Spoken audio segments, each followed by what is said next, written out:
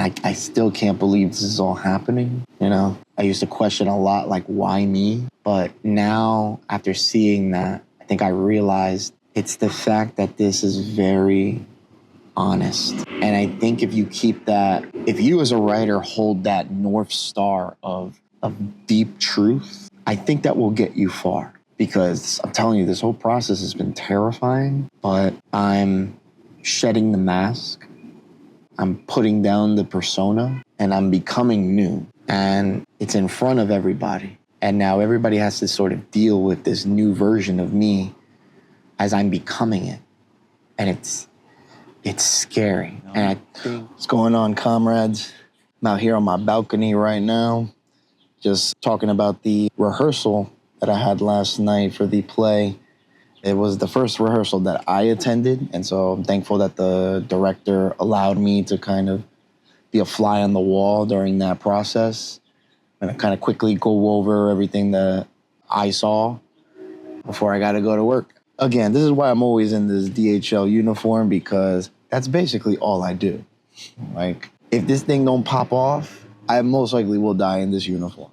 It just seems to be the trajectory if this doesn't play out. So, but shout out to the union. Yeah, so the rehearsal was in Jersey City at this place called Jersey City Writers. And so right after work, I just flew over there, right? I found decent parking right around the corner. Jersey City's definitely different than what I remember, but it was pretty cool. The assistant director, Miss Rescue Poetics, she came down, brought me up. I was nervous the whole time. I just didn't know what to expect. But when I got up there to the 6th floor, to the room where they were in, they were already rehearsing. And I suddenly had just this terrifying emotion. You know, it was like at the pit of my stomach, like, it was hard to swallow, you know? And the director just instructed me to sit down because they were in the middle of going through the first run through. And man, I couldn't help but cry for like the first 15 minutes. Just the well of emotion was so overwhelming. I knew my face was red. I knew my eyes were watery. And I was like this most of the time because I didn't want to distract the actors, right? I didn't want to show them that this was a big deal to me. You know, I didn't want to throw that extra pressure, but it really was. Like, hearing the words for the first time said out loud and just done like that, it was so strange, so surreal. And I couldn't help but just break down silently, of course. So it wasn't like a dramatic thing, but it was a lot of emotions. It was so hard that I couldn't watch them. And so, like, I really had my head down, or I was looking out in the distance as I was really listening. But if I started to watch them, it just hit me harder.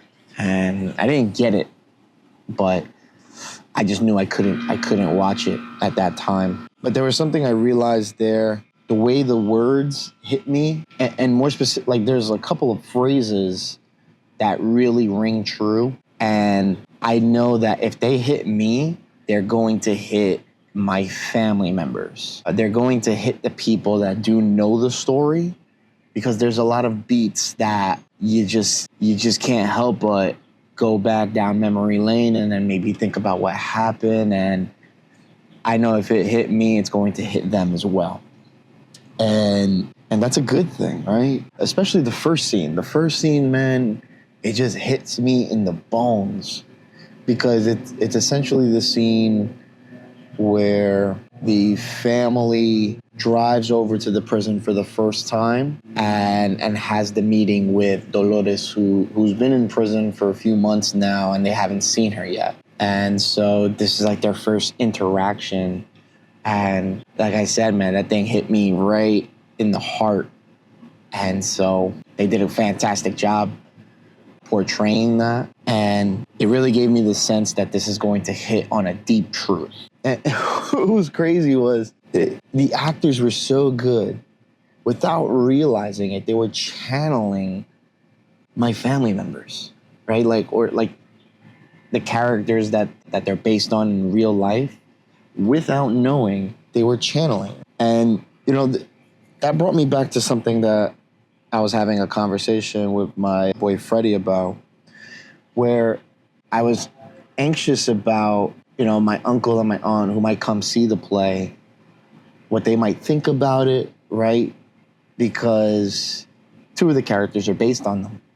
And I didn't want to write the characters as caricatures. And he told me something that really changed my perspective on this. He was like, bro, you could have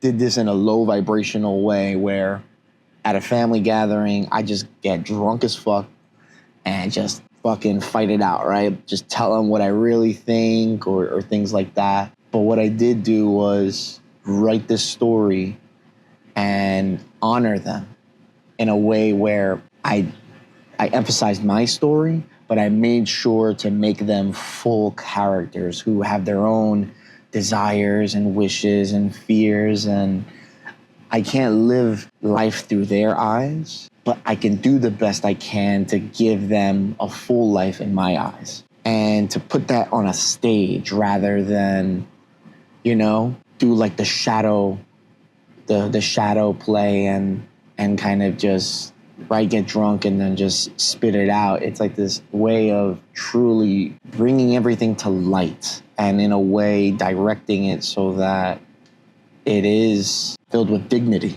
And so I saw that one when I saw the actors playing the roles and saying the words. Like it really brought that idea of honor and dignity to the forefront, if that makes sense, It didn't feel like I was lying. And initially that was what I was scared about. I was scared of people taking it the wrong way and then, throwing that back at me somehow. But I think those fears are gone now after I saw this first rehearsal. And just to think that it's going to get better, it's crazy. The director, she was really cool, Miss Diaz. This cool Puerto Rican lady, very antsy, right? Very jittery, but I understood that it was a way for her to kind of be moving within tension and releasing tension. She would always come up to me and say, hey, I think we're going to change this word to this word and this word to that word. And I was like, listen, whatever you got to do, you do it. I'm not married to the script because what's already there is the truth. And if she can make it into a deeper truth by saying what words they would really, what words they would really do, I'm like, you go for it. It was definitely a cool look into chill, this B, into what it takes to make a play actually go. A lot of things I didn't consider. And she also, told me what things weren't working. There's like a letter writing scene where the family is writing letters to Dolores, who's in prison, reading the letters. And as she's reading the letters, there's action happening. And then as they're writing letters, there's action happening in the cell. But sometimes there's like an energy fall when it comes to the actors reading the letters. And so maybe the director was suggesting that she might do like an audio recording that plays in the background just to allow them to fully express. And then they can also do actions or something like that. Are you gonna go inside? Right. Which definitely reminded me that there was a lot of things I wish I could change in the script as I was listening. But it's there now, right? That was 4 rewrites in. If I had more time, I would have definitely did 6, 7. But this rehearsal definitely showed me where I can apply those extra rewrites for the future and also for other projects. Definitely things I didn't consider. Yeah, speaking of the antsiness, the director wasn't the only one who was antsy. The actors too. Like, if they weren't in the scene, the other actors were off to the side, like jumping up and down, shaking, like really getting the jitters out. And it made me appreciate the craft of acting, because it must have been overwhelming to be in that space with other actors and be unsure of what to do, of what the line is. I can see it in their faces and in their bodies, the way, like a wave, man. It was just tension, release, tension, release, tension, release. And each person had their own system of handling that, which I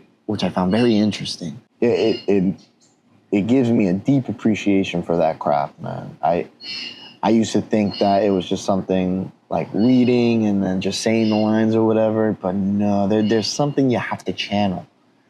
And a good actor, they just get into it, man. So that was pretty cool to see. After the first run through, the director calls for a break.